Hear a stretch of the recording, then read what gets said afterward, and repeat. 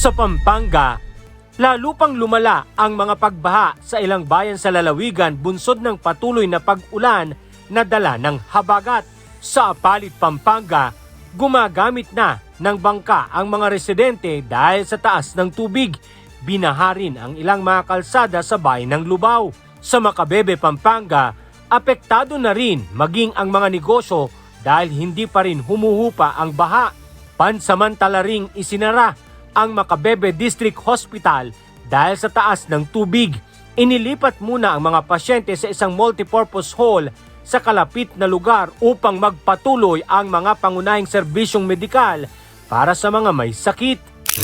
Sa Bataan, pinasok ng tubig ang loob ng bahay ng ilang mga residente mula sa bayan ng Dinalupihan habang binaha rin ang ilang mga kalsada.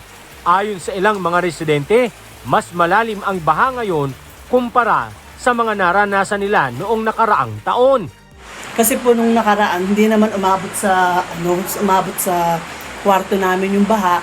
Ngayon po, mas tumaas, tas aabot na rin. Bali yung ginawa na lang po namin, gumawa po kami ng mga sandbag. Isang pinangharang namin sa kwarto para wag nang maabot ng tubig. Pero ala din po, naabot na rin po kasi sobrang laki po talaga ng baha ngayong taon.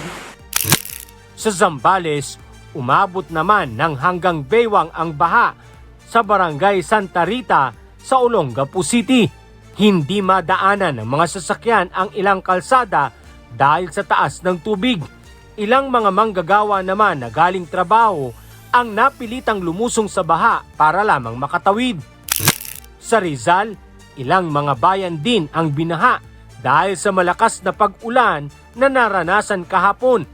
Sa Antipolo City makikita ang malakas na pag-agos ng tubig kung saan umabot ng hanggang binti ang baha sa kalsada. Umapaw din ang Halang Creek kaya hindi makatawid ang mga tao at mga motorista. Ilang mga kabataan naman ang tumulong na maitawid ang mga na-stranded na motorsiklo dahil sa baha. Sa Muntalban, umapaw din ang ilang creek dahil sa malakas na buhos ng ulan na nagdulot ng pagbaha sa ilang subdivision.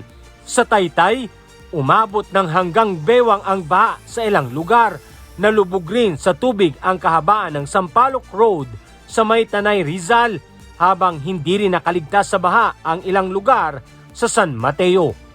Alan Manansala, humahataw sa balita ngayon.